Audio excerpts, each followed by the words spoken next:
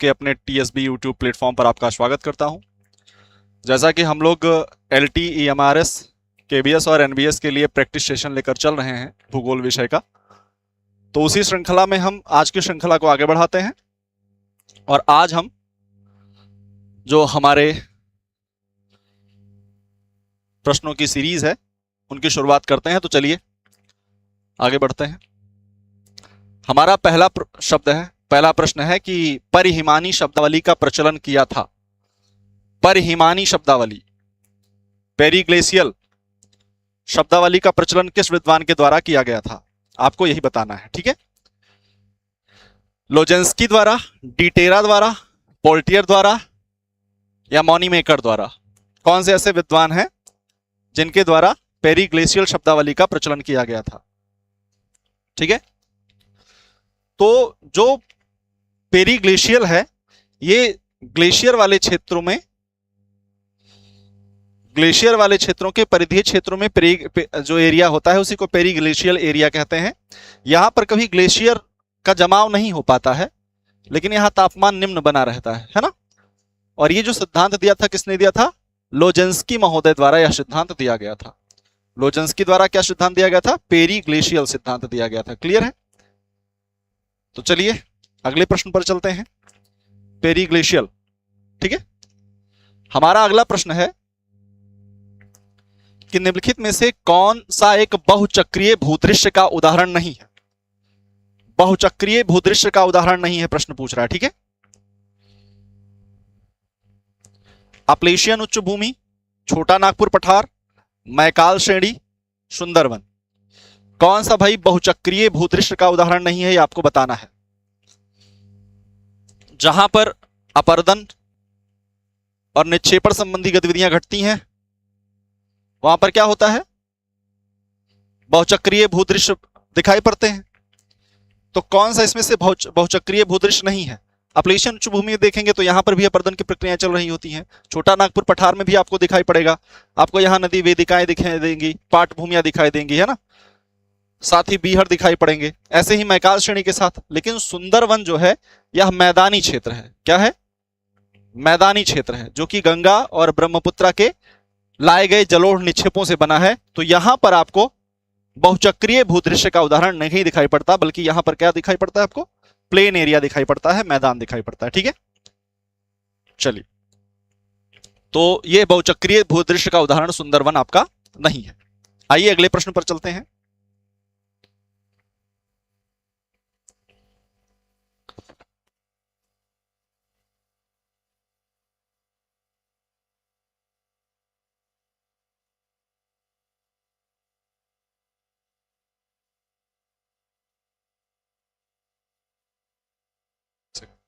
जा रही है, ठीक है। तो हमारा ये प्रश्न जो है कि निम्नलिखित घास के मैदानों में से कौन सा युग्म एक ही वर्ग से संबंधित है? आपको ये बताना है कि निम्नलिखित घास के मैदान, जो घास के मैदान दिए हुए हैं, इसमें कौन एक ही वर्ग से संबंधित है? घास के मैदानों में सामान्यतः क्या होता है? दो प्रकार के होते हैं। एक होता है उष्णकटिबंधीय घास का मैदान,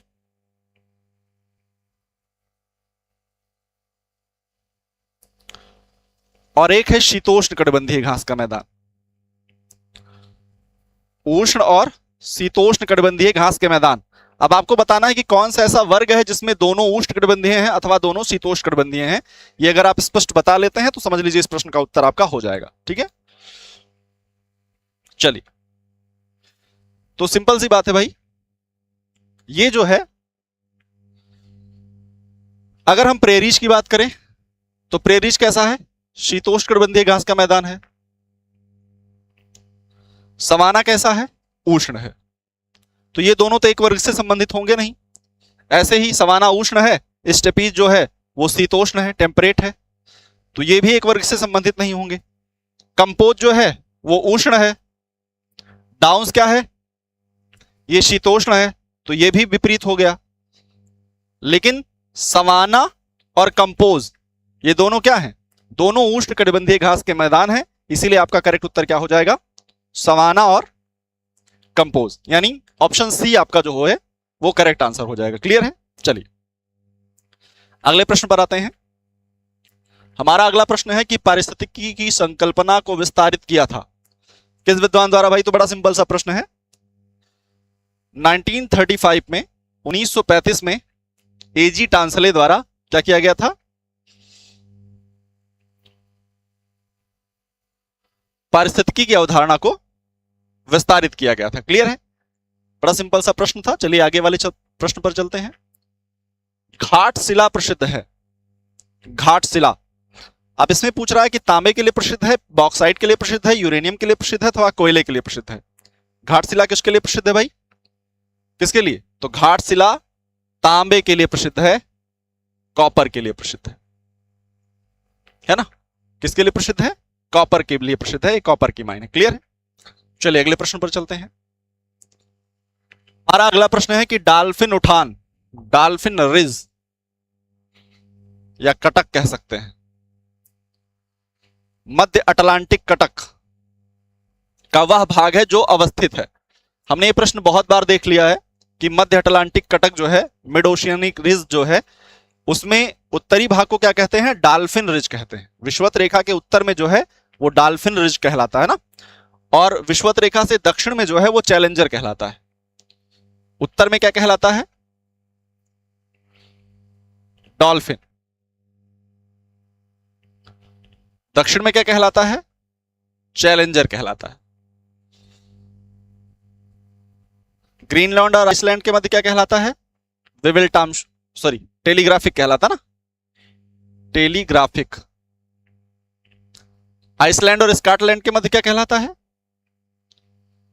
विविल थॉमसन, टॉमसन या थॉमसन जो भी लिख लें। ठीक है, चलिए तो ये आपका हो गया कि अटलांटिक कटक का वह भाग जो अवस्थित है, डॉल्फिन राइज, किसको कहते हैं? विषुवत रेखा के उत्तर में है। क्लियर है? अगले प्रश्न पर आते हैं अपने। हमारा अगला प्रश्न है कि निम्नलिखित में से किस प्राकृतिक प्रदेश में वर्षा दक्षिणी दोलन से प्रभावित होती है? कौन सा ऐसा प्राकृतिक प्रदेश है जहां पर वर्षा जो है वह दक्षिणी दोलन से प्रभावित होती है? तो ये अगर आप सही तौर पर देखें तो आपको भारत में कैसी जलवायु मिलती है भाई? मानसूनी जलवायु मिलती है ना, और भारत में भी दक्षिणी दोलन का प्रभाव दिखाई पड़ता है। तो भारत में मानसूनी जलवायु है, तो ये भी वैसे सिंपल ही हो जाना चाहिए था कि दक्षिणी दोलन से क्या होता है? मानसूनी सदृश जो जलवायु होती है वो प्रभावित हो जाती है। जैसे ऑस्ट्रेलिया, भारत प्रभावित हो जाता है, ऐसे ही आपका प्रशांत जो दक्षिणी अमेरिका का पूर्वी तट है, पश्चिमी तट है, आदि चीजों पर दक्षिणी दोलन का प्रभाव दिखाई पड़ता है। क्लियर है? चलिए अगले प्रश्न पर चलते हैं। हमारा अगला प्रश्न है कि निम्नलिखित नगरों में से कौन कार्यात्मक वर्गीकरण के आधार पर अन्य तीनों से भिन्न है? कार्यात्मक वर्गीकरण के आधार पर बताना है आपको कि अन्य तीनों से भिन्न कैसे, कौन है? आगरा आपका है, कानपुर है, वाराणसी है और इलाहाबाद है। बताइए किस आधार पर भिन्न होगा ये? तो अगर हम इसमें देखें, ये बहुत सारी चीजों के आधार पर, तो अगर हम इसमें देखें तो कानपुर क्या है भाई? एक औद्योगिक नगर है। कानपुर क्या है? एक औद्योगिक नगर है ना, औद्योगिक नगर है। वाराणसी क्या है? एक सांस्कृतिक नगर है। इलाहाबाद क्या है? आध्यात्मिक नगर कह सकते हैं आप, कुंभ वगैरह का क्षेत्र है। और आगरा क्या है? ऐतिहासिक नगर। तो यहां सबसे भिन्न कौन सा होगा? कानपुर नगर जो है वो औद्योगिक तौर पर क्या होगा? भिन्न होगा। ठीक है, चलिए अगले प्रश्न पर आते हैं। किसमें भूमध्य सागरीय जलवायु नहीं मिलती? प्रश्न पूछा है कि किसमें भूमध्य सागरीय जलवायु नहीं मिलती। अगर आप इस प्रश्न का उत्तर करना शुरू करें तो भूमध्य सागरीय जलवायु अक्सर जो मिलती है वो महाद्वीपों के कहां मिलती है?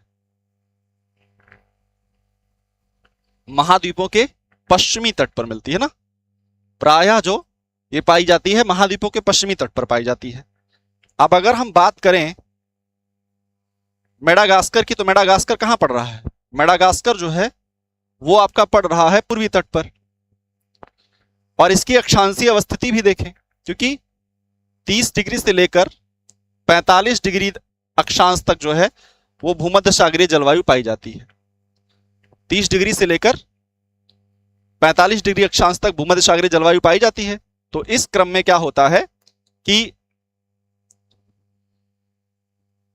संतोष जी कमेंट बहुत छोटा दिखाई पड़ रहा है, एक सेकंड।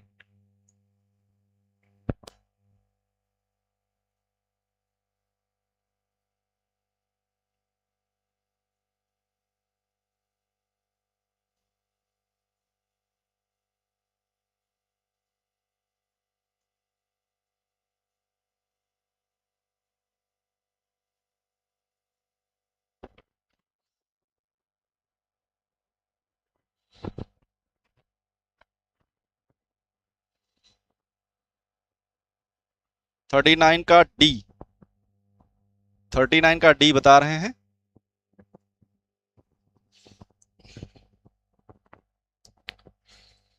चलिए क्या होगा, 39 का डी बता रहे हैं, मेडागास्कर। बिल्कुल मेडागास्कर क्या हो जाएगा, करेक्ट हो जाएगा। कैलिफोर्निया, अल्जीरिया, साइप्रस आदि में क्या पाई जाती है, भूमध्य सागरीय जलवायु पाई जाती है। लेकिन मेडागास्कर जो है अक्षांशीय स्थिति के आधार पर भी देखें और उसकी पूर्वी और पश्चिमी अवस्थिति के आधार पर भी देखें, तब भी जो मेडागास्कर है वहां पर भूमध्य सागरीय जलवायु की अनुपस्थिति पाई जाएगी। भूमध्य सागरीय जलवायु में आपको पता होगा कि यहां पर क्या होता है, समर ड्राई होता है, यानी गर्मियां यहां पर क्या होती हैं, गर्मियां यहां पर शुष्क होती हैं। गर्मियां इन क्षेत्रों में शुष्क होती हैं, जबकि विंटर वेट होता है यहां पर। और सर्दियों में यहां पर क्या होता है, वर्षा होती है। कभी कभार प्रश्न पूछा जाता है कि यहां पर किस प्रकार की कृषि होती है, किस प्रकार की कृषि होती है भाई, तो यहां जो है सिट्रिक फूड, जो सिट्रिक फल होते हैं, जैसे संतरा वगैरह हो गया, अंगूर हो गया, जैतून हो गया, इन चीजों की खेती होती है। और ये क्षेत्र जो है ये वाइन निर्माण के लिए या जो बोलते हैं शराब निर्माण के लिए भी प्रसिद्ध क्षेत्र माने जाते हैं। ठीक है, सीएस क्लाइमेट, बिल्कुल संतोष जी। चलिए अगले प्रश्न पर आते हैं। हमारा अगला प्रश्न है कि निम्नांकित में कौन सी नदी विषुवत रेखा को 2 बार पार करती है। यह प्रश्न भी हम लोग देख ही चुके हैं एक बार कि कौन सी नदी विषुवत रेखा को 2 बार पार करती है।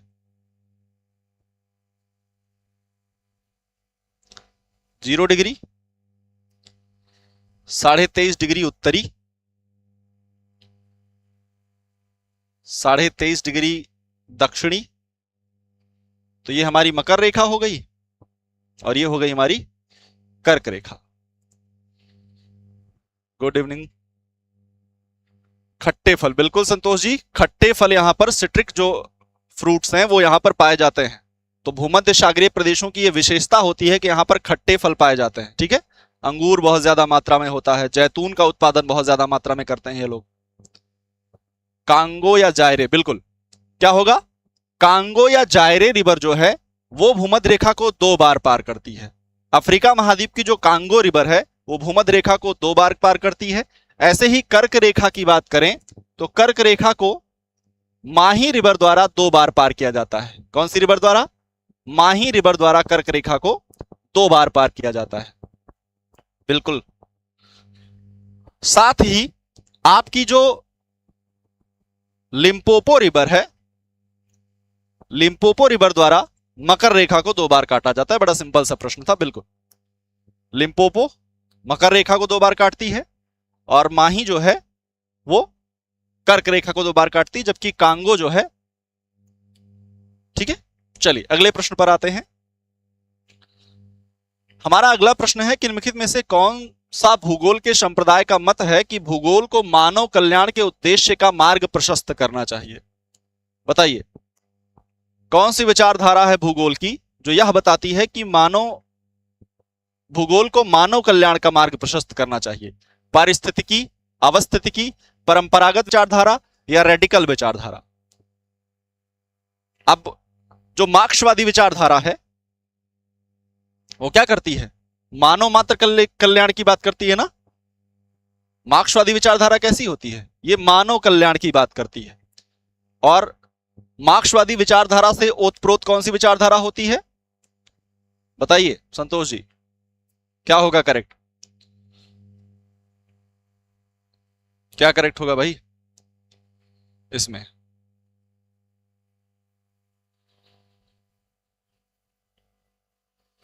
कौन मानव कल्याण की बात करेगा,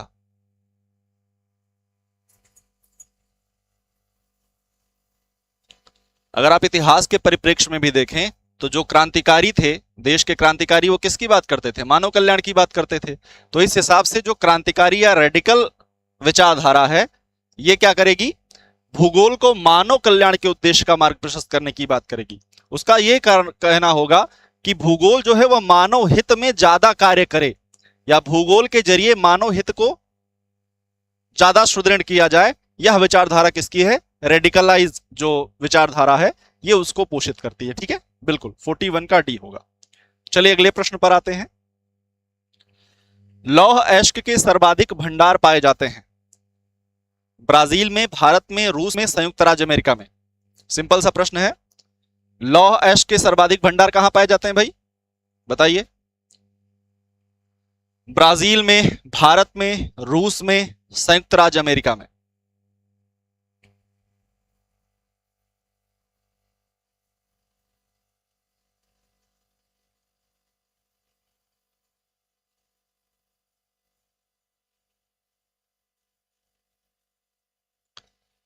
बताइए। ब्राजील में, भारत में, रूस में अथवा संयुक्त राज्य अमेरिका में कहां पर पाए जाते हैं सबसे ज्यादा?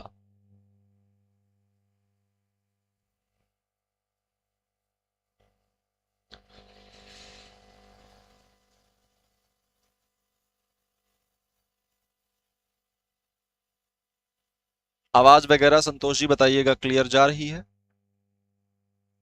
क्योंकि कल थोड़ी सी डिस्टर्ब हो गई थी वॉइस।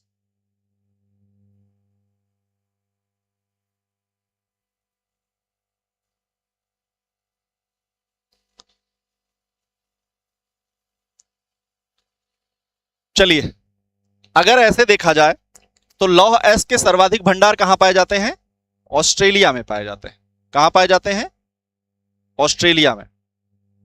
जो मिनरल्स रिपोर्ट है, अगर उन आंकड़ों की बात करें तो मिनरल्स रिपोर्ट के अनुसार ऑस्ट्रेलिया जो है वो सर्वाधिक लौह अयस्क के भंडार वहां पाए जाते हैं। और सेकंड प्लेस पर आपका क्या है? ब्राजील है।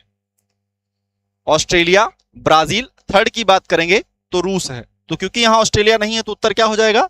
ब्राजील हो जाएगा। ऐसे ही उत्पादन की बात करेगा, प्रोडक्शन की बात करेगा अगर, तो लौह अयस्क के प्रोडक्शन में भी कौन है? जो आपका ब्राजील है, सॉरी ऑस्ट्रेलिया है, वो नंबर 1 पर है। ऑस्ट्रेलिया। दूसरे नंबर पर आपका ब्राजील है और तीसरे नंबर पर आपका भारत है। लौह अयस्क के उत्पादन में, आयरन ओर के उत्पादन में तीसरे नंबर पर क्या है? चलिए, आज अच्छी आवाज है, ठीक है, कोई बात। तो प्रोडक्शन में ऑस्ट्रेलिया है और भंडारण में भी ऑस्ट्रेलिया है। ब्राजील सेकंड नंबर पर है। अगर यहां ऑस्ट्रेलिया भी होता ऑप्शन में तो क्या हो जाता? ऑप्शन में ऑस्ट्रेलिया भी होता तो करेक्ट हो जाता। क्लियर है? ऑस्ट्रेलिया करेक्ट हो जाता। चलिए बताइएगा कि भारत में लौह अयस्क के उत्पादन में नंबर 1 पर कौन है? आगे बढ़ते हैं कि निम्नांकित में से कौन प्लेट विवर्तनिकी सिद्धांत से संबंधित नहीं है? बताइए, बढ़िया प्रश्न है। कौन प्लेट विवर्तनिकी सिद्धांत से संबंधित नहीं है? ध्रुवों का भ्रमण, रूपांतर भ्रंश, सी फ्लोर स्प्रेडिंग या महाद्वीपीय प्रवाह? बताइए क्या होगा?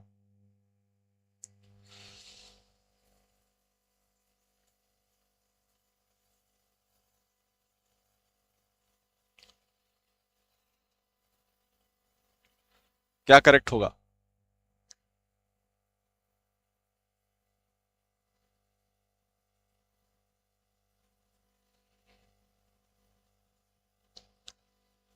कंफ्यूजिंग है थोड़ा सा प्रश्न, क्योंकि लगभग सभी चीजें प्लेट विवर्तनिकी से संबंधित हैं, लेकिन अगर थोड़े बहुत अंशों में बात की जाए तो हम आंसर निकाल सकते हैं इजिली,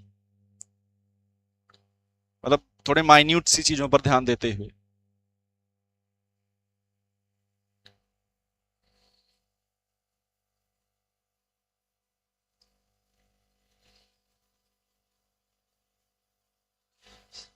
सी फ्लोर स्प्रेडिंग किससे संबंधित है? प्लेट टेक्टोनिक से संबंधित है ना। ऐसे ही रूपांतर भ्रंश किससे संबंधित है? ये भी प्लेट टेक्टोनिक से संबंधित है।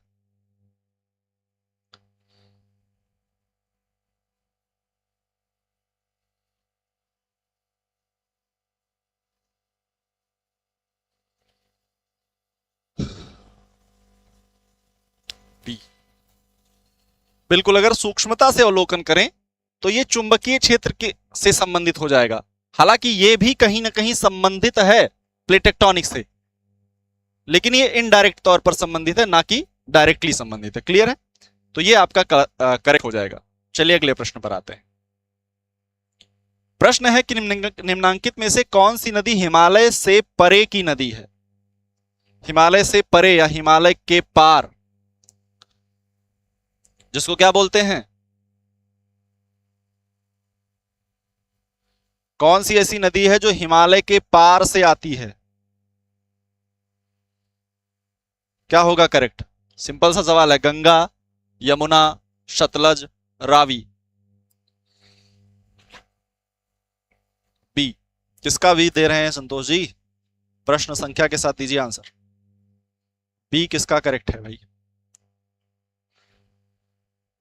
कौन सी ऐसी रिवर है जो हिमालय के पार से आती है, जिसको ट्रांस हिमालय या पार हिमालयी नदियां कहते हैं ना?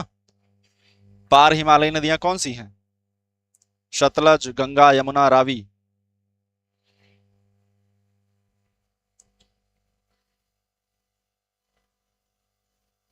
फोर्टी फोर का सी, बिल्कुल सतलज क्या हो जाएगा? सतलज आपकी करेक्ट हो जाएगी। सतलज एक पार हिमालयी नदी है। ऐसे ही ब्रह्मपुत्रा को भी ले सकते हैं, ऐसे ही आप सिंधु को भी ले सकते हैं। ये सब क्या है? पार हिमालयी नदियां हैं। ठीक है? सतलज जो है वो कहां से निकलती है? तिब्बत के मानसरोवर झील के पास एक जगह है राकसताल।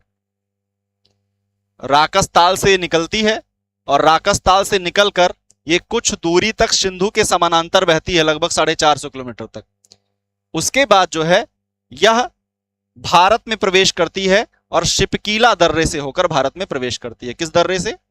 शिपकीला दर्रे से होकर भारत में प्रवेश करती है, हिमाचल प्रदेश में, और यहीं पर एक गार्ज का निर्माण करती है जिसका नाम है शिपकीला गार्ज।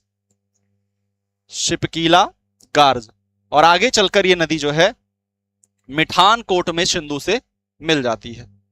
मिठानकोट में क्या होता है? सिंधु से मिल जाती है। सिंधु यहां आ रही होती है और मिठानकोट में ये नदी किससे मिल जाती है? सिंधु से मिल जाती है। क्लियर है?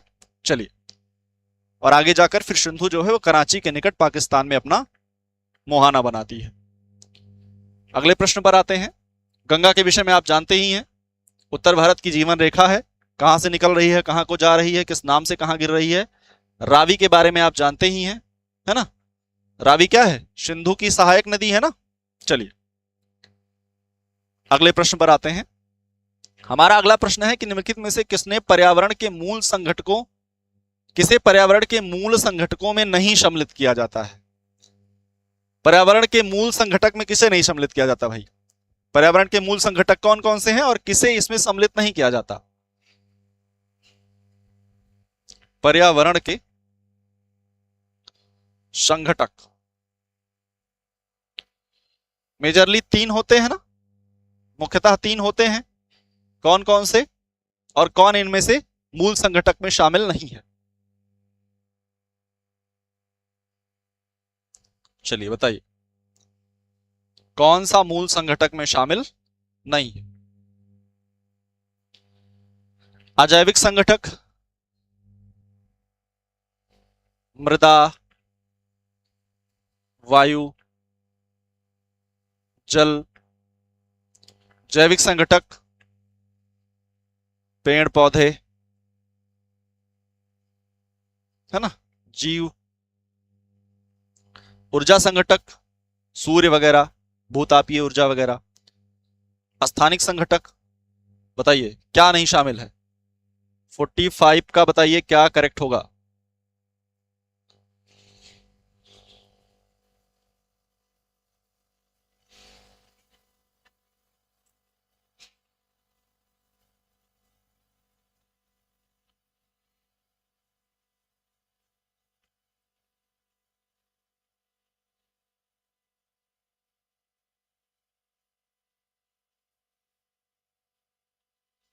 सिंपल सा है। कौन कौन से शामिल हैं? जैविक, अजैविक, और ऊर्जा, ये तीनों शामिल हैं। स्थानिक संघटक क्या है? शामिल नहीं है। 45 का डी, बिल्कुल संतोष जी, 45 का डी, प्रतिमा जी 45 का डी करेक्ट होगा। अजैविक, जैविक, अजैविक और ऊर्जा संघटक पर्यावरण में शामिल होते हैं, मूल संघटक होते हैं इसके। स्थानिक संघटक इसमें शामिल नहीं होता है। चलिए सिंपल सा सवाल था, आगे बढ़ते हैं। प्रश्न है कि निम्नलिखित में से कौन सी भू आकृतियां कास्ट स्थलाकृतियों से संबंधित नहीं है? कौन सी कास्ट टोपोग्राफी से संबंधित नहीं है, आपको बताना है, ठीक है। कास्ट टोपोग्राफी से संबंधित कौन सी स्थलाकृति नहीं है? अंधी घाटी, लटकती घाटी, डोलाइंस और लैपीज। क्या करेक्ट होगा भाई? अंधी घाटी, लटकती घाटी, डोलाइंस और लैपीज, क्या करेक्ट होगा?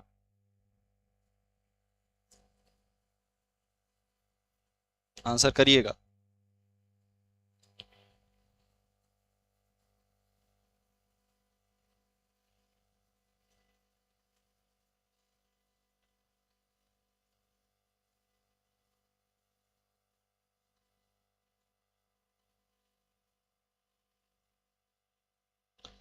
क्या नहीं है?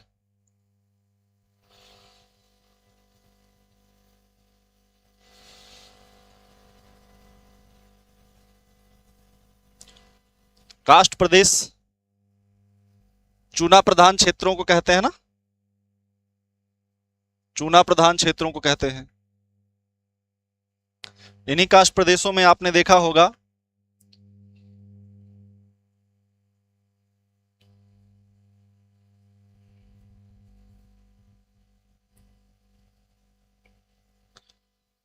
स्टेलेक्टाइट, स्टेलेग्माइट और स्तंभ आदि संरचनाएं पाई जाती हैं ना। 46 में क्या करेक्ट होगा?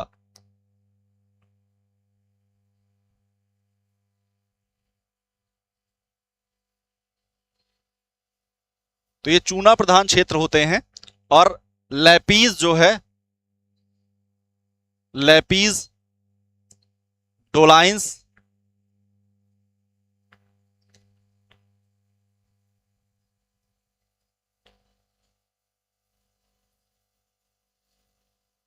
अंधी घाटी, युवाला,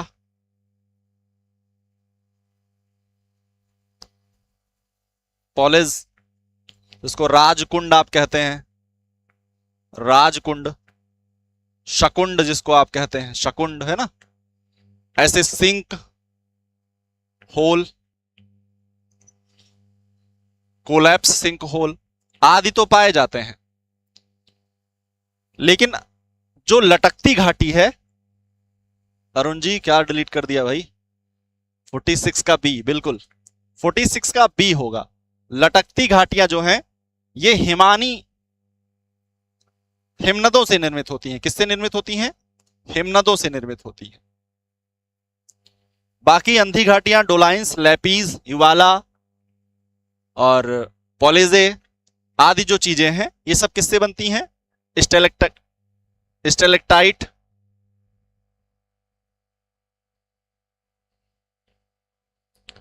स्टेलेग्माइट, स्तंभ, कंदराएं, ये सब क्या बनता है? किससे बनता है? ये सब बनता है आपके कास्ट स्थलाकृतियों से संबंधित है। कास्ट स्थलाकृतियों से, कास्ट जो टोपोग्राफी होती है वहां पर इनका निर्माण होता है। लेकिन लटकती घाटियां हिमनदों के कारण बनती हैं, ना कि कास्ट प्रदेशों में बनती है। चलिए अगले प्रश्न पर आते हैं। हमारा अगला प्रश्न है कि कानपुर के विषय में निम्न कथनों का अध्ययन कीजिए तथा सही उत्तर कूट चुनिए। कानपुर के विषय में बात कर रहा है और आपको बताना है कि यह गंगा नदी के दाएं किनारे पर बसा है, यह एक मेगा सिटी है, यहाँ चर्म शोधक कारखानों का जमाव है, यहाँ उत्तर प्रदेश में सबसे अधिक मलिन बस्तियों में रहने वाली जनसंख्या है। क्या सही होगा इसमें? क्या करेक्ट होगा भाई? कानपुर के विषय में आपको बताना है कि क्या करेक्ट होगा इसमें। सबने करेक्ट दिया था भाई पिछले प्रश्न का आंसर। अब इसका बताइए क्या सही होगा। क्या कानपुर गंगा नदी के दाएं तट पर स्थित है? क्या कानपुर एक मेगा सिटी है? क्या कानपुर में चर्म शोधक कारखानों का जमाव है? क्या कानपुर में मलिन बस्तियों में रहने वाली जनसंख्या ज्यादा है? 2011 के हिसाब से अगर बात करें तो 2011 की सेंसस के अकॉर्डिंग अगर हम बात करें तो क्या कानपुर जो है वह मलिन बस्तियों की जनसंख्या वाला सर्वाधिक जनसंख्या वाला राज्य है, सॉरी जिला है? देखिए 47 का डी, संतोष जी का डी है, अरुण जी का बी है। डी और बी 1 3 4 बी 2 एंड 3। ये तो भाई कंफर्म है कि गंगा नदी के दाएं किनारे पर है ना, ये तो करेक्ट होगा, ये करेक्ट होगा। यह एक मेगा सिटी भी है, औद्योगिक नगरी भी है, मेगा सिटी भी है, यहां चर्म शोधक कारखानों का जमाव भी है। पर अगर बात करें कि यहां मलिन बस्तियों में रहने वाली जनसंख्या ज्यादा है तो यह गलत हो जाएगा। प्रदेश में सबसे अधिक की बात कर रहा है ना, उत्तर प्रदेश में सबसे अधिक मलिन बस्तियों की बात कर रहा है। क्या यहां पर सबसे अधिक मलिन बस्तियां हैं? सबसे अधिक मलिन बस्तियां कहां पर हैं आपकी? अगर हम जनगणना 2011 की बात करें तो मेरठ जो है वो स्लम्स में सबसे ज्यादा है। मेरठ की जो स्लम आबादी है वो सबसे ज्यादा है प्रदेश में, ठीक है। और अगर हम देश में बात करें तो महाराष्ट्र में, महाराष्ट्र सबसे ज्यादा स्लम आबादी वाला राज्य है। लेकिन उत्तर प्रदेश में मेरठ सबसे ज्यादा स्लम आबादी वाला है। तो आपका 4 तो सही नहीं होगा, 4 जहां जहां भी कट जाएगा, ये भी नहीं होगा, ये भी नहीं होगा। अच्छा, इसमें सही 1 2 3 तीनों होगा, मतलब कोई ऐसा ऑप्शन होना चाहिए था इसके लिए, ऑप्शन जो है वो 1 2 3 1 2 3 होना चाहिए था। बिल्कुल अरुण जी बिल्कुल करेक्ट कह रहे हैं, 1 2 3 होना चाहिए था ऑप्शन, ठीक है। ऑप्शन की इसमें मिस्टेक थी टाइपिंग में, तो ये जो है आपका करेक्ट हो जाएगा। क्लियर है? चलिए अगले प्रश्न पर आते हैं। हमारा अगला प्रश्न है कि किसने उच्चावच एवं जलवायु में अंतः संबंध स्थापित किया था? किस विद्वान द्वारा जलवायु और उच्चावच में अंतः संबंध स्थापित किया गया था? बुशिंग द्वारा, कांट द्वारा, हम्बोल्ट द्वारा या रिटर द्वारा? बताइए, बढ़िया सवाल है। किस विद्वान द्वारा दिया गया था भाई?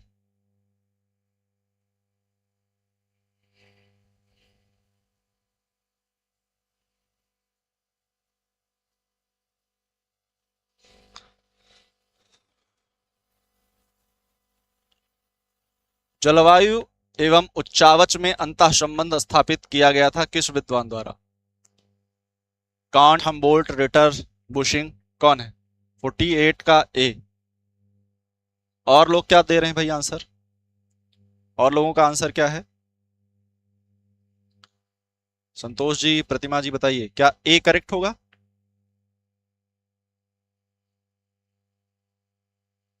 क्या ए करेक्ट आंसर होगा?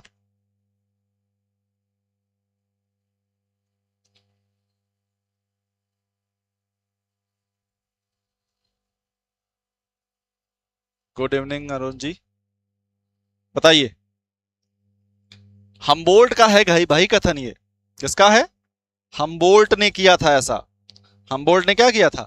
जलवायु और उच्चावच में अंतः संबंध स्थापित किया था, ठीक है। जलवायु 48 का सी, बिल्कुल संतोष जी 48 का सी करेक्ट होगा। उच्चावच और जलवायु में संबंध हम्बोल्ट द्वारा स्थापित किया गया था, ठीक है। चलिए अगले प्रश्न पर आते हैं। पृथ्वी की परिधि में एक छटांश में फैली सबसे लंबी भ्रंश घाटी, भ्रंश घाटी है? पूर्वी अफ्रीका की भ्रंश घाटी, राइन भ्रंश घाटी, स्कॉटिश भ्रंश घाटी या उत्तरी एड्रियन भ्रंश घाटी? क्या करेक्ट होगा? 48 का सी, बिल्कुल अरुण जी 48 का सी करेक्ट होगा। अब बताइए कि पृथ्वी के एक छटांश परिधि में सबसे लंबी भ्रंश घाटी कौन सी है?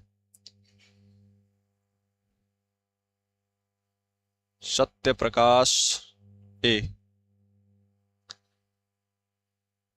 बिल्कुल सत्य प्रकाश जी, आपने आगाज किया और आपने करेक्ट आंसर दिया है। बिल्कुल पूर्वी अफ्रीका की भ्रंश घाटी जो है वो क्या है? ये एक छटांश में, पृथ्वी की लगभग एक छटांश में फैली हुई भ्रंश घाटी है।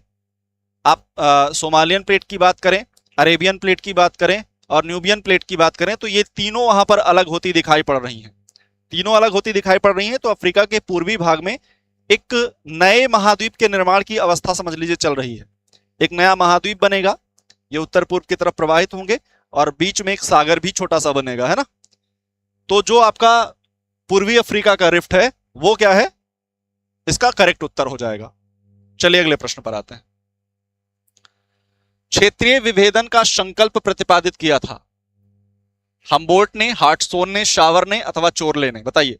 क्षेत्रीय विभेदन, अरुण यादव जी ए करेक्ट है, बिल्कुल। क्षेत्रीय विभेदन का संकल्प किसने प्रतिपादित किया था? सांस्कृतिक, जलवायु और आर्थिक, वनस्पतिक आधार पर किसने क्षेत्र विभेदन का संकल्प प्रतिपादित किया था?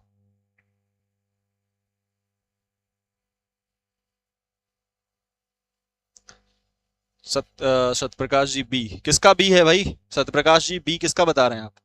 प्रश्न के सहित उत्तर दीजिए तो ज्यादा बेटर रहेगा। बी आप शायद बता रहे हैं 50 का, हार्टसोन। बिल्कुल, हार्टसोन महोदय ने क्या किया था? क्षेत्रीय विभेदन का संकल्प प्रतिपादित किया था, है ना। इन्होंने क्षेत्रीय विभेदन की बात कही थी, जिसको सांस्कृतिक, आर्थिक, जलवायु आदि आधारों पर निर्धारित किया गया था। चलिए, बिल्कुल करेक्ट है, क्षेत्रीय विभेदन का संकल्प हार्टसोन द्वारा दिया गया था। आगे चलकर शावर का नाम भी जोड़ा जाता है इससे, है ना। आगे शावर का भी नाम जुड़ता है इससे। चलिए अगले प्रश्न पर आते हैं। फ्रांस में मानव भूगोल की नींव डाली थी। फ्रांस में ह्यूमन ज्योग्राफी की नींव किसके द्वारा डाली गई थी? जीन बुंश के द्वारा, ए डेमांजिया ने, या ए बी पारपिलो ने, या ला ब्लांश ने? किसके द्वारा? 51 का डी। बहुत सही भाई, बहुत करेक्ट जा रहे हैं आप लोग। बिल्कुल, ला ब्लांश द्वारा फ्रांस में ह्यूमन ज्योग्राफी की नींव डाली गई थी। बिल्कुल करेक्ट है। ऐसे अगर पूछे कि मानव भूगोल का जनक कौन है तो क्या करेक्ट करेंगे भाई? आंसर क्या करेंगे? अरुण जी बताइए, अरुण जी बताइए कि अगर मानव भूगोल के जनक की बात करें तो क्या उत्तर करेंगे? अगले प्रश्न पर आते हैं, तब तक आप लोग बताते रहिएगा। निम्नलिखित सूची 1 को सूची 2 से सुमेलित करना है। सूची 1 में पर्वत हैं और उनके प्रकार हैं। सूची 1 जो है वो पर्वतों से है। रेड जल, बिल्कुल अरुण जी, रेड जल, बिल्कुल बिल्कुल करेक्ट। तो आपको बताना है कि पर्वत का क्रम इसको व्यवस्थित करना है। हिमालय है, सह्याद्री है जिसको आप पश्चिमी घाट कहते हैं, पश्चिमी घाट, और राजमहल है, राजमहल की पहाड़ियां हैं, और नीलगिरी है। बताइए। बिल्कुल मोहन हरि जी, रेड जल करेक्ट होगा। बताइए कि इनको आपको व्यवस्थित करना है। हिमालय, सह्याद्री, राजमहल और नीलगिरी, भ्रंशोत, वलित, अवशिष्ट और ज्वालामुखी, क्या करेक्ट होगा? सी। सी ए का 2, और लोग बता दीजिए। 52 का ए। सी और ए में कंफ्यूजन है क्या भाई? चलिए देखते हैं। हिमालय तो आपको पता है फोल्डेड माउंटेन है, कोई दिक्कत नहीं, एकदम करेक्ट मिला लेंगे इसको। हिमालय क्या है आपका? फोल्डेड माउंटेन है, तो ये तो करेक्ट मिला लेंगे। सह्याद्री क्या है? भ्रंशोत पर्वत का उदाहरण है ना। एक्चुअल में भ्रंशोत पर्वत नहीं, भ्रंशोत कगार है। जब कभी बात आती है सह्याद्री की तो सह्याद्री को कगार माना जाता है ना। पर्वत तो इसलिए माना जा रहा है कि वो जैसे पर्वत जैसी अवस्थाएं रखता है, पर एक्चुअल में वो पर्वत नहीं है। तो ये मिल गया। तो ए मिल गया 2 से, बी मिल गया 1 से। कहां मिल रहा है? ए 2 से, बी 1 से, कहीं और नहीं मिल रहा है क्या भाई? ए 2 से, बी 1 से। राजमहल किससे मिल रहा है? ज्वालामुखी, बिल्कुल। जुरैसिक युग के लावा जमाव के कारण किसका निर्माण हुआ था? राजमहल की पहाड़ियों का निर्माण हुआ था। और नीलगिरी आपका जो है वो वर्तमान में रेजिडुअल माउंटेन की श्रेणी में जा रहा है। अपरदन की प्रक्रिया में बहुत तीव्रतर स्थितियां दिखाई पड़ रही हैं, तो रेजिडुअल माउंटेन की श्रेणी में है वो। तो इस हिसाब से आपका उत्तर क्या हो जाएगा? उत्तर सी हो जाएगा, 2, 1, 4 एंड 3। नीलगिरी के विषय में आप जानते हैं कि इसकी सबसे ऊंची चोटी कौन सी है? दोद्दा बेटा। और नीलगिरी का विस्तार कितने राज्यों में है? 3 राज्यों में है ना। कहां पर? तमिलनाडु, कर्नाटक और केरल। केरल, कर्नाटक और तमिलनाडु। सह्याद्री जो है, सह्याद्री के विषय में भी जानते हैं। 16 डिग्री जो है वो सह्याद्री को 2 भागों में बांटती है, उत्तरी सह्याद्री और दक्षिणी सह्याद्री में। उत्तरी सह्याद्री में आपकी कुछ चोटियां हैं, जैसे कालसुबाई और महाबलेश्वर। तो कालसुबाई जो है वो आपकी सबसे ऊंची हो जाती है। और दक्षिणी सह्याद्री की बात करें तो यहां पर कुद्रेमुख और ब्रह्मगिरी, जहां से आपकी कावेरी नदी निकलती है, ये दो चोटियां हैं ना।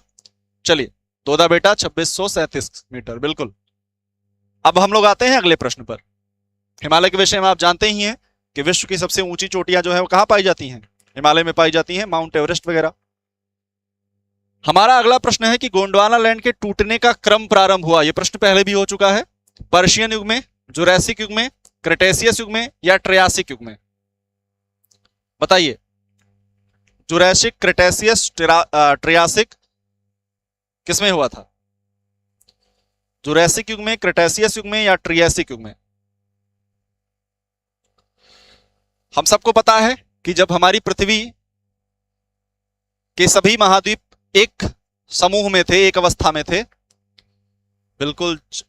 सत्यप्रकाश जी बी, मोहन हरि जी बी, बताइए आंसर, बताइए पहले। D, Arun ji D?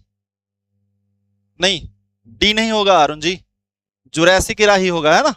Jurassic, जब डायनासोर का काल था, डायनासोर का काल जब था ना, तो हमने देखा कि जब हमारा पेंजिया है, जब सभी महाखंड एक थे, सभी भूखंड एक थे, तो ये पेंजिया कहलाता था। और पेंजिया में क्या हुआ? कार्बेनी फेरस युग में विभाजन हुआ। कार्बेनी फेरस युग में पेंजिया में क्या हुआ? विभाजन हुआ। और कार्बेनी फेरस युग में पेंजिया में विभाजन होने के बाद जो है वो क्या बना? एक तो लॉरेशिया बन गया, जिसको आप अंगारा लैंड कहते हैं, और एक बन गया गोंडवाना लैंड। और यहां पर क्या बचा? टेथिस सागर जो है, जिसको वर्तमान में भूमध्य सागर को वर्तमान में टेथिस सागर का, बिल्कुल अरुण यादव जी, डायनासोर का काल था। हाँ, कार्बेनी फेरस में पेंजिया का विभाजन हुआ। अब गोंडवाना लैंड जो है ये जुरैसिक इरा में टूटना शुरू हुआ। जुरैसिक काल में क्या हुआ? गोंडवाना लैंड का विभाजन हुआ। और इसका विभाजन होने के पश्चात क्या क्या बना? इसका विभाजन होने के पश्चात आपका अफ्रीका बना, आपका अंटार्कटिका बना, आपका ऑस्ट्रेलिया बना, और अफ्रीका से ही कालांतर में टूटकर क्या बना? प्रायद्वीपीय भारत। जैसे अभी अफ्रीका, अभी आपने उस प्रश्न में देखा कि अफ्रीका जो है टूट रहा है ना, नूबियन प्लेट और सोमालियन प्लेट और अरेबियन प्लेट अलग हो रही हैं। तो ऐसे ही कभी अफ्रीका महाद्वीप से ही हमारा जो प्रायद्वीपीय भारत है वह भी टूटकर अलग हुआ था। और ऐसे ही अगर हम लॉरेशिया की बात करें तो लॉरेशिया से हमारा बना उत्तरी अमेरिका, एशिया, यूरोप। एक्चुअल में यूरोप और एशिया जो है वो एक ही प्लेट पर स्थित है ना। भारतीय उपमहाद्वीप गोंडवाना लैंड का भाग है, बिल्कुल मोहन जी। यूरेशिया, एशिया और यूरोप जो है वो एक ही भूखंड पर स्थित है, बस सांस्कृतिक विविधता के कारण इसको अलग अलग महाद्वीपों की श्रेणी में रखा गया है। ठीक है, चलिए। और इसी से आपका ग्रीनलैंड भी बना था। तो कभी कभार पूछ लेता है कि भाई ग्रीनलैंड जो है या यूरोप जो है वो किसका होगा। चलिए अगले प्रश्न पर आते हैं। हमारा अगला प्रश्न है कि सूची 1 को सूची 2 से सुमेलित करना है। सूची 1 सूची 2 में, सूची 1 में इस्पात उत्पादक दे रखे हैं और सूची 2 में लौह अयस्क का स्रोत दे रखा है। अब आपको बताना है कि कौन से जो इस्पात संयंत्र हैं वो कहां से अपना प्राप्त करते हैं लौह अयस्क। ठीक है, बताइए। भद्रावती, भिलाई, जमशेदपुर और कुल्टी आसनसोल कहां से प्राप्त करते हैं भाई? केमानगुंडी से, गुरु महिशानी से, गुआ से या रजहरा से? बताइए, बढ़िया प्रश्न है ये, थोड़ा सामान्य से। बिल्कुल, कैलेडोनियन, हर्षेनियन, अल्पाइन, कैलेडोनियन पर्वतीय हलचल का युग है ना। चलिए बताइए क्या होगा भाई? भद्रावती, भिलाई, जमशेदपुर, कुल्टी, आसनसोल।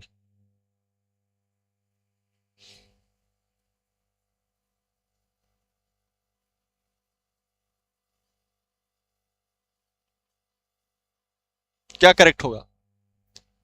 ए प्रतिमा जायसवाल, ए मोहन हरि जी, ए सत्यप्रकाश जी, ए। बिल्कुल, भद्रावती कहां से प्राप्त करता है? केमानगुंडी से प्राप्त करता है। भिलाई की बात करें तो कहां से प्राप्त करता है? रजहरा से प्राप्त करता है। जमशेदपुर गुरु महिशानी से, और कुल्टी गुआ से। तो क्या हो जाएगा? वन, ए का वन, ए का वन कहां है तीनों में? तो ये कट जाता है ऐसे। बी के 4 से कहीं हो रहा है सही? बी का 4 केवल एक जगह पर मिल रहा है।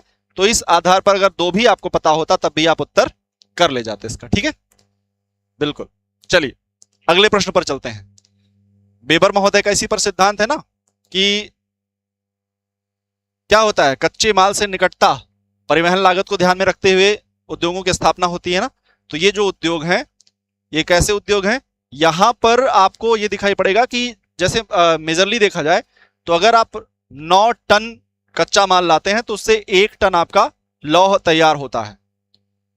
यानी यहां पर कच्चे माल और तैयार माल में अनुपातिक अंतर बहुत ज्यादा होता है। तो इन उद्योगों को कहां स्थापित किया जाता है? इन उद्योगों को हमेशा कच्चे माल के क्षेत्रों में स्थापित किया जाता है। अब वो कच्चे माल चाहे तो आपके ईंधन के तौर वाले हों या आपके जो है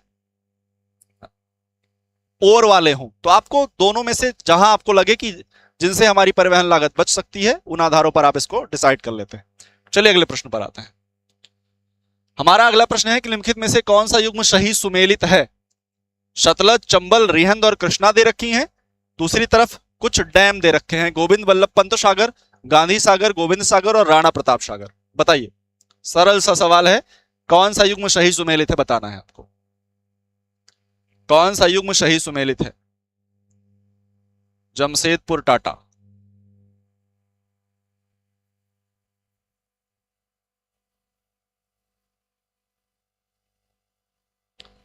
बी, बी सही सुमेलित है।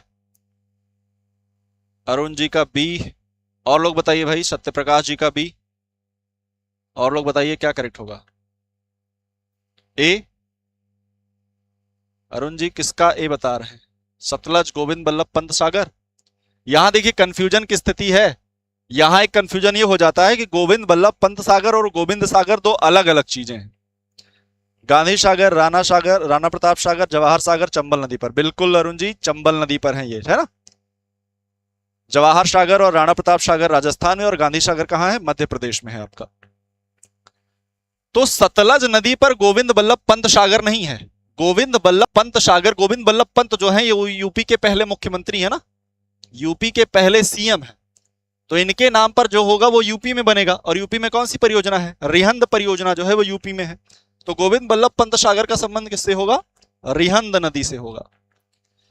गोविंद सागर जो है ये गोविंद साहब के नाम पर बना है। गुरु गोविंद सिंह, सिखों के 10वें गुरु, गुरु गोविंद सिंह के नाम पर इसका नाम पड़ा था गोविंद सागर। तो ये आपका सतलज पर बना हुआ है। कहां पर बना हुआ है? सतलज पर। यानी ये दोनों एक दूसरे से उलट दिए गए थे। रिहंद गोविंद वल्लभ पंत सागर और सतलज जो है गोविंद सागर पर। क्लियर है?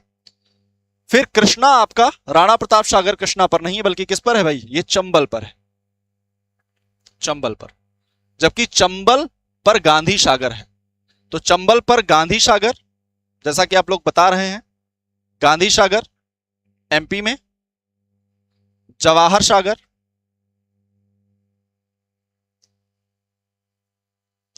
और राणा प्रताप सागर ये कहां पर है आपका? राजस्थान में। ये राजस्थान और एमपी की संयुक्त परियोजना है। ठीक है, तो बी आपका करेक्ट हो जाएगा। चलिए, कोटा बैराज भी चंबल पर है, तो बी आपका करेक्ट हो जाएगा। ठीक है, अगले प्रश्न पर आते हैं। दक्षिणी अमेरिका का मध्य चिली एक उदाहरण है। मध्य चिली की बात कर रहा है। मध्य चिली आपको बताना है कि चिली क्या कैपिटल है भाई? सैंटियागो।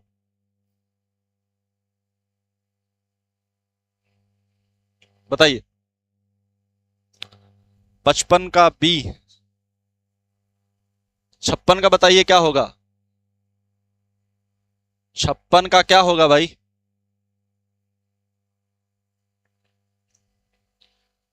मध्य चिली एक उदाहरण है किसका?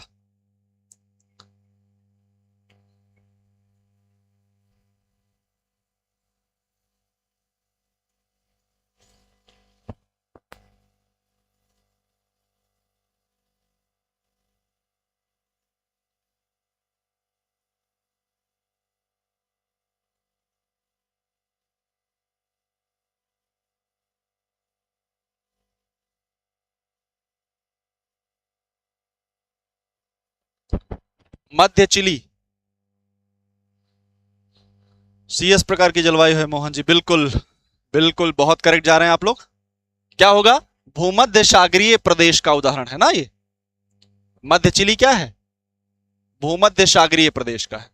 कैलिफोर्निया, साइप्रस, चिली, ये सब क्या है? भूमध्य सागरीय प्रदेश की। तो यहां पर हमने देखा ही था कि 30 से 45 डिग्री अक्षांश के क्षेत्रों में प्रायः महाद्वीपों के पश्चिमी भाग में पाया जाता है। और यहां पर सिट्रिक फूड जो है, सिट्रिक जो फ्रूट है उनकी प्रधानता पाई जाती है, जैसे संतरा, अंगूर, जैतून आदि की। यहां जो ग्रीष्म ऋतु होती है वो क्या होती है? शुष्क होती है। और शीत ऋतु क्या होती है? आर्द्र होती है, नम होती है। यानी वर्षा ज्यादातर यहां पर कहां होती है? यहां पर ज्यादा वर्षा, बिल्कुल, वाइन के लिए भी प्रसिद्ध है, वाइन के लिए भी प्रसिद्ध है ना। चलिए बताइए, शैंपेन जिसको आप कहते हैं, शैंपेन वाइन कहां बनाई जाती है? शैंपेन, तो बी इसका करेक्ट हो जाएगा, ठीक है। समर इसमें ड्राई होता है और विंटर क्या होता है? वेट होता है। यानी अधिकांश वर्षा यहां पर किस मौसम में होती है? शीतकाल में होती है। आइए अगले प्रश्न पर चलते हैं। भ्रंश घाटी में बहने वाली नदी है कौन सी भाई? महानदी, कावेरी, नर्मदा या स्वर्णरेखा? कौन सी भ्रंश घाटी में बहती है? बड़ा सिंपल सा सवाल है। भ्रंश घाटी में कौन सी रिवर बहती है? नहीं, इटली नहीं है मोहन जी, फ्रांस में है। फ्रांस में एक शैंपेन नामक नगर है ना, और शैंपेन नामक नगर में ही क्या बनती है? शैंपेन शराब बनती है। तो शैंपेन शहर के नाम पर शैंपेन का नाम शैंपेन है। नर्मदा, ताप्ती, ऊपरी दामोदर जर्मनी की, राइन जर्मनी की। बताइए, बी बी बी, सबका बी आ रहा है भाई। कावेरी, भ्रंश घाटी में बहने वाली नदी पूछ रहा है। 57 का बताना है।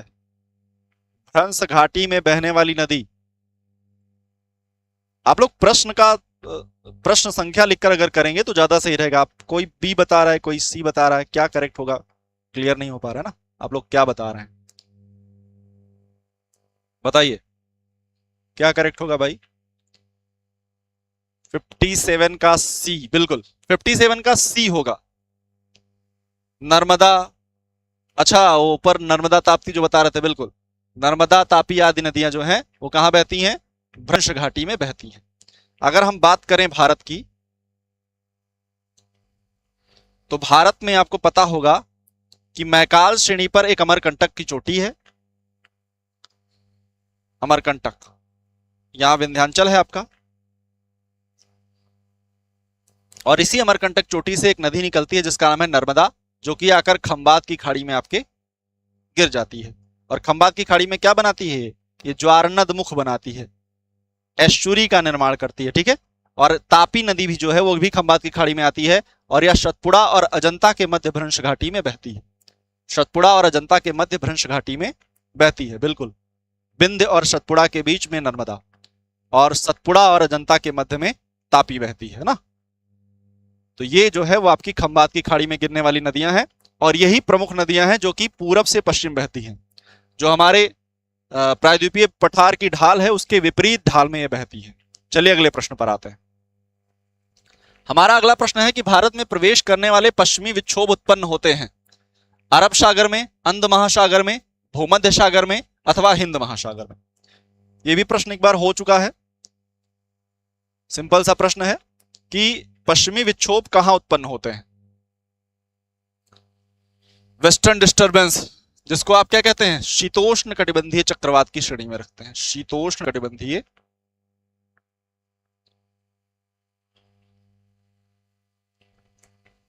चक्रवात। शीतोष्ण कटिबंधीय चक्रवातों की दिशा प्रायः क्या होती है? प्रायः यह पश्चिम से पूर्व दिशा में जाते हैं, पश्चिम से पूर्व। और क्या होता है? इनके द्वारा बृहद क्षेत्र पर वर्षा होती है। शीतोष्णकटिबंधीय चक्रवातों से क्या होता है? बृहद क्षेत्र पर वर्षा होती है। प्रश्न पूछा जाता है कि किस चक्रवात से बृहद क्षेत्र पर वर्षा होती है, तो शीतोष्णकटिबंधीय चक्रवातों से होती है ना। शीतोष्णकटिबंधीय चक्रवातों में क्या होता है? बृहद क्षेत्र पर वर्षा होती है, जबकि उष्णकटिबंधीय चक्रवातों में तीव्र वर्षा होती है लेकिन छोटे क्षेत्र पर होती है, जबकि शीतोष्णकटिबंधीय चक्रवातों में तीव्र वर्षा तो नहीं होती, वर्षा तो फुहारों के रूप में होती है, बौछारों के रूप में होती है, लेकिन काफी बृहद क्षेत्र पर होती है ना। तो ये क्या हो जाएगा? बिल्कुल भूमध्य सागर की तरफ से आते हैं, भूमध्य सागर से ये चक्रवात चलते हैं और यहां से नमी लेते हुए जब ये भारत के उत्तरी भाग में पहुंचते हैं तो यहां पर क्या होता है? ये डिवाइड होकर दो शाखाओं में बट जाते हैं। इनकी एक शाखा चली जाती है तिब्बत और दूसरी शाखा इनकी भारत में प्रवेश कर जाती है। भारत में जब ये प्रवेश करती है तो ये लद्दाख में, जम्मू एंड कश्मीर में, हिमाचल प्रदेश में और उत्तराखंड में क्या करती है? स्नोफॉल कराती है, बर्फबारी कराती है। ठीक है, बर्फबारी कराती है। जबकि राजस्थान में, हरियाणा में, पंजाब में और वेस्टर्न यूपी वाले क्षेत्र में क्या होती है? इससे वर्षा होती है। यानी यहां पर वर्षा जल के बूंदों के रूप में होती है, यहां वर्षा होती है। और ये जो वर्षा होती है रवि की फसलों के लिए बहुत ज्यादा आदर्श मानी जाती है। राजस्थान में इसी वर्षा को क्या कहते हैं? मावट कहा जाता है। क्लियर है? राजस्थान में यही वर्षा क्या कहलाती है? मावट कहलाती है। चलिए अगले प्रश्न पर चलते हैं। हमारा अगला प्रश्न है कि भारत में काली मिट्टियों के बारे में निम्नलिखित में से कौन सा कथन सही नहीं है? ब्लैक सॉइल के बारे में पूछ रहा है, कौन सा कथन सही नहीं है? क्या जैविक पदार्थों में संपन्न परंतु लोहे में विपन्न होती है?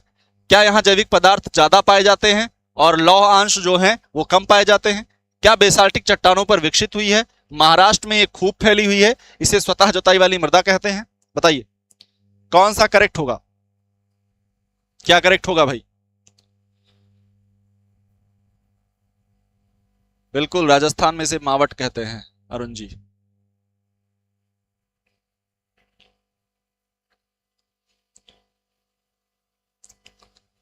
भारत के अधिकांश मृदाओं के बारे में आपको ज्ञात होगा कि भारत के अधिकांश मृदाओं में नाइट्रोजन, फास्फोरस और ह्यूमस की क्या होती है? कमी होती है ना। तो ये कह रहा है कि ब्लैक सॉइल में ह्यूमस ज्यादा होता है। क्या ये कथन सही हो पाएगा? जैविक पदार्थ जो है वनस्पतियों और जीव जंतु, ह्यूमस पता है ना, ह्यूमस वनस्पतियों व जीव जंतुओं के सड़े गले अवशेष क्या कहलाते हैं? ह्यूमस कहलाते हैं। तो यहां पर जैविक पदार्थ तो हमारी अधिकांश मृदाओं में कम पाया जाता है, तो जाहिर सी बात है ब्लैक सॉइल भी इससे अछूती नहीं है। यानी ये कथन जो है कि जैविक पदार्थ से संपन्न होती है, ये कथन सही नहीं होगा। और कह रहा है परंतु लोहे में विपन्न है। नहीं, ये लोहे में विपन्न नहीं बल्कि लोहे में क्या है? ये लोहे में संपन्न है। और इसी के कारण तो इसका रंग भी लाल दिखाई पड़ता है ना, सॉरी ब्लैक दिखाई पड़ता है। टिटनी फेरस मैग्नेटाइट यहां पाया जाता है। इस मृदा में क्या पाया जाता है? टिटनी फेरस मैग्नेटाइट की उपस्थिति के कारण इसका रंग भी क्या होता है? ब्लैक होता है। और बिल्कुल ये बेसाल्टिक चट्टानों के विखंडन वियोजन से निर्मित होती है और इसका महाराष्ट्र में, गुजरात में बहुत ज्यादा संकेंद्रण भी पाया जाता है। इसे स्वतः जुताई वाली मृदा भी कहते हैं, क्योंकि जब ये सूख जाती है तो इसमें दरारें पड़ जाती हैं। भीगने पर क्या होती है? ये बहुत चिपचिपी हो जाती है, लेकिन सूखने पर क्या होती हैं? बहुत ज्यादा दरारें यहां पर दिखाई पड़ती हैं। इसीलिए इसको क्या कहते हैं? स्वतः जुताई वाली मृदा कहते हैं। इसकी जलधारण क्षमता भी अच्छी खासी होती है। इसको काली कपाशी मृदा भी कहते हैं, इसको स्थानीय भाषा में रेगुर भी कहते हैं, इसको अंतरराष्ट्रीय स्तर पर चेरनोजम भी कहते हैं ना। तो ये आपका करेक्ट हो जाएगा। चलिए अगले प्रश्न पर आते हैं। निम्नलिखित में से कौन सा कथन सही है? प्रश्न पूछ रहा है कौन सा कथन सही है? भारत में आंध्र प्रदेश अभ्रक का सबसे बड़ा उत्पादक है। झारखंड भारत में लौह एश का सबसे बड़ा उत्पादक है। भारत में गुजरात बॉक्साइट का सबसे बड़ा उत्पादक है। या भारत में उड़ीसा मैग्नीज का सबसे बड़ा भंडार है? बताइए, करिए आंसर, क्या करेक्ट होगा?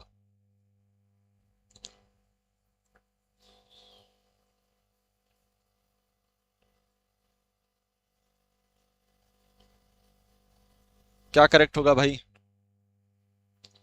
60 का डी कथन सही है, पूछ रहा है। 60 का डी।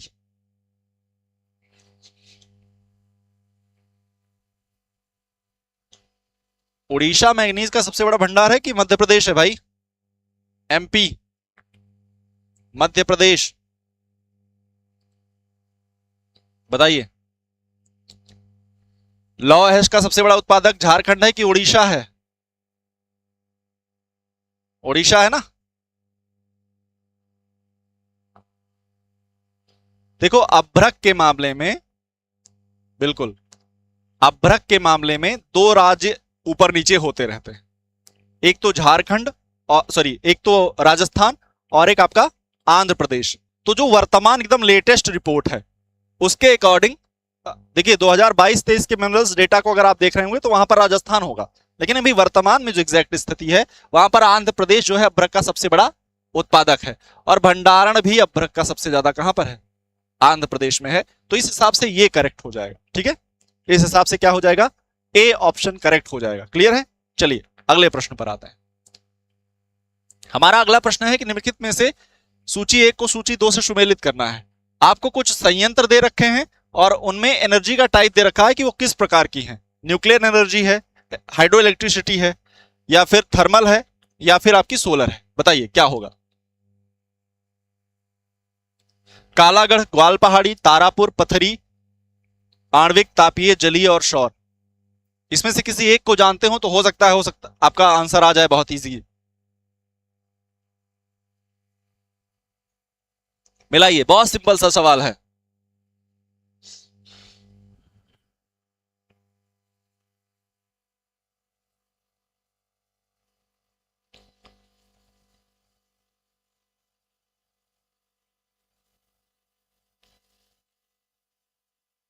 चलिए जल्दी जल्दी आंसर करिए भाई। 61 का ए, 61 का ए, 1 2 3 4,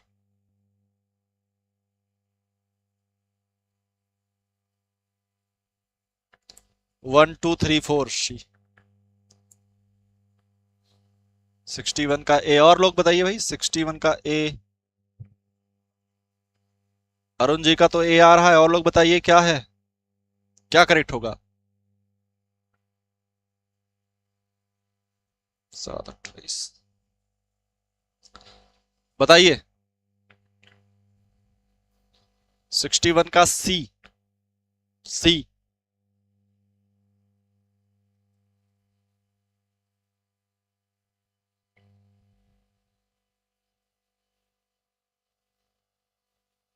बताइए।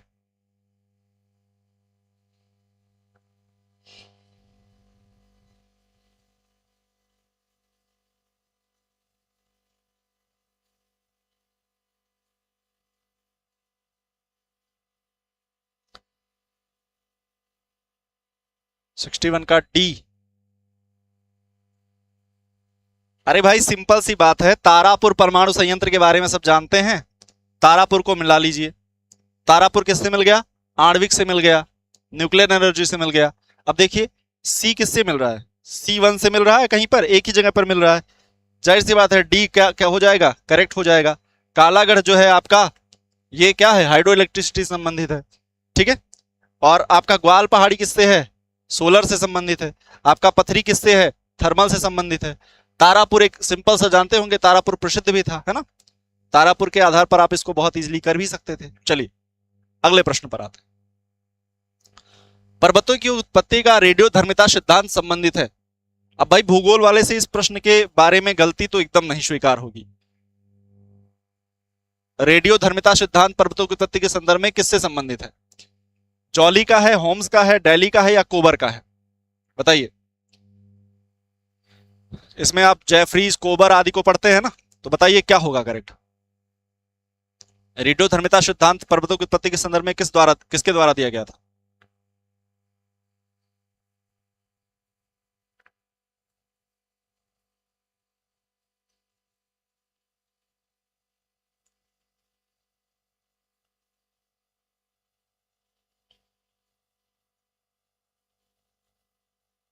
सिक्सटी टू का बी, होम्स। एक बार और ध्यान से देखिए भाई, और लोग दीजिए। होम्स का है कि किसका है? जॉली का है, कोबर का है?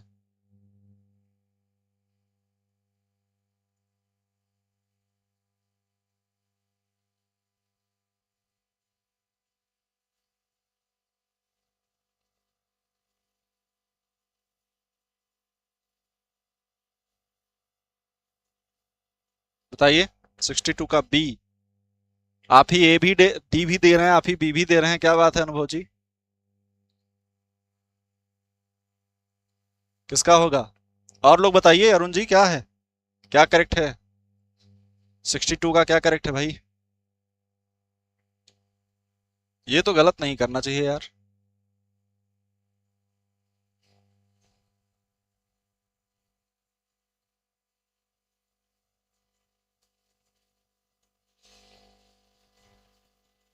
चलिए मैं बता देता हूं। 1925 में एक किताब आई थी, surface history of earth. Surface history of earth किसकी थी? जॉली की थी, जिन्होंने पर्वतों की उत्पत्ति के संदर्भ में रेडियो धर्मिता सिद्धांत का प्रतिपादन किया था। बाद में जाकर जेफरीज वगैरह ने इन सिद्धांतों की आलोचना भी की थी, क्योंकि इन्होंने जिस आधार पर पृथ्वी के ताप को माना और जिस आधार पर इन्होंने महाद्वीपीय परत की गहराई को माना, वो सब चीजें वास्तव में बहुत उचित नहीं थी। इसलिए जेफरीज ने इनकी सबसे ज्यादा आलोचना भी की है ना। तो क्या हो जाएगा? जॉली का 1925 में सरफेस हिस्ट्री ऑफ अर्थ किताब में रेडियो धर्मिता का सिद्धांत दिया गया था, किसके द्वारा? जॉली द्वारा दिया गया था। ठीक है, चलिए अगले प्रश्न पर आते हैं। संसार का सबसे बड़ा पाताली जल का बेसिन है। संसार का सबसे बड़ा पाताली जल का बेसिन कौन सा है? पाताली जल, आप कह सकते हैं कि चलो इसको थोड़ा सा आसान कर देते हैं, उत्सृत कूप।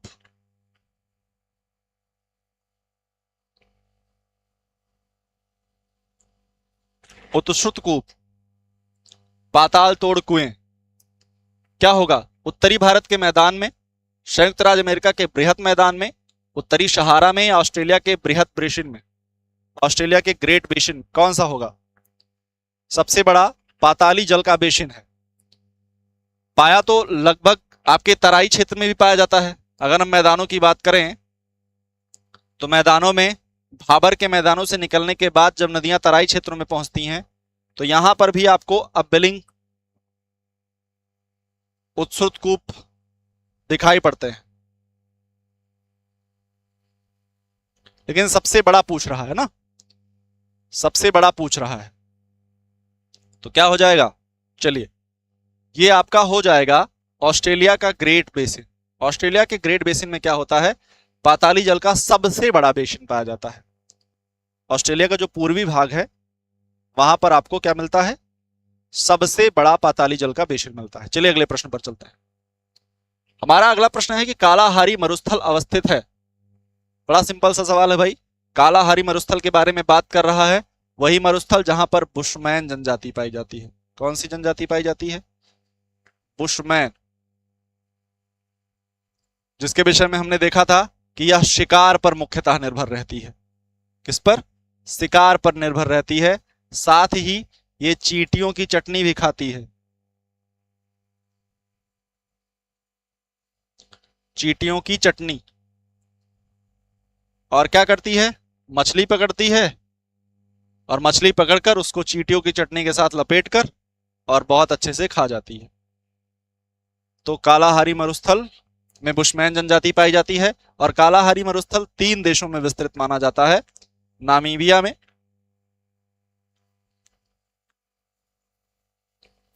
बोत्सवाना में और साथ ही आपके साउथ अफ्रीका में। नामीबिया, बोत्सवाना और साउथ अफ्रीका जो है, तो इस आधार पर उत्तर क्या हो जाएगा? इस आधार पर उत्तर आपका बोत्सवाना हो जाएगा। क्लियर है? तो आज की श्रृंखला में हम लोग यहीं तक थे। आज हमने लगभग 35 या 36 प्रश्नों को देखा है। धीरे धीरे हम प्रश्नों के संख्या को बढ़ाते जाएंगे, क्योंकि आप लोगों की परीक्षाएं नजदीक आती जाएंगी, तो हम बहुत ज्यादा व्याख्याओं पर ध्यान नहीं देकर प्रश्नों के प्रैक्टिस पर ज्यादा ध्यान देंगे। जहां आवश्यक होगा कि यहाँ पर भाई ज्यादा चाहिए या कुछ आवश्यक है बताना, तो वहां पर तो हम लोग डिस्कस करेंगे। लेकिन हम प्रश्नों की संख्या बढ़ाएंगे तो थोड़ी सी स्पीड बढ़ानी पड़ेगी अपनी, जिससे हम विद इन टाइम ज्यादा प्रश्नों तक पहुंच बना पाए। और इससे फायदा हमारा क्या होगा कि हम ज्यादा प्रश्नों को देखे रहेंगे तो हमें परीक्षा के दौरान याद रहेंगे और इसकी पीडीएफ आपको ऐप पर मिल ही जाएगी। तो चलिए, जैसा कि हमारा ध्येय वाक्य है भरोसे का प्रतीक, तो इसी के साथ आप भरोसा बनाए रहिए और हम लोग जो है आगे इन्हीं श्रृंखलाओं को आगे बढ़ाते चलेंगे, जिससे आपको निश्चित तौर पर फायदा होगा। तब तक पढ़ते रहिए, स्वस्थ रहिए, मस्त रहिए, व्यस्त रहिए और उस अंतिम सूची में अपना नाम बनाने के लिए सदैव प्रयासरत रहिए, जिसके लिए आपने सपना देखा है, आपके माँ पिताजी ने सपना देखा है और जिसके जरिए आप अपनी सामाजिक स्थिति को काफी उच्चतर बना सकते हैं। तो चलिए मिलते हैं अगले सेशन में, तब तक के लिए जय हिंद, जय भारत।